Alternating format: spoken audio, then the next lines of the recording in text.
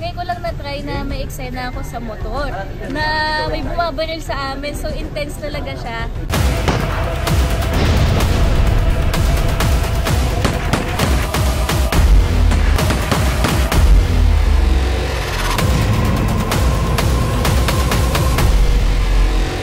Kamusta yung action scene mo? First time mo ba yun? Or hindi?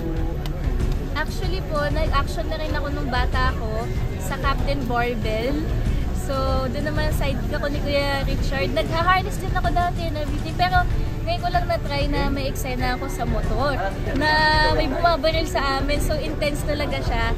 And ayun, na-enjoy ko naman siya in fairness kasi yan sinadirect, make sure na komportable ako kahit kinakabahan ako dun sa mga baril na pumuputok. And ang ating Black Rider, Mr. Madrid, talagang nagiging komportable din ako kasi alam kong safe ako sa kanya dahil magaling siyang magmotor and magaling siya sa action scenes. So, na-enjoy ko naman siya kahit kabado ako.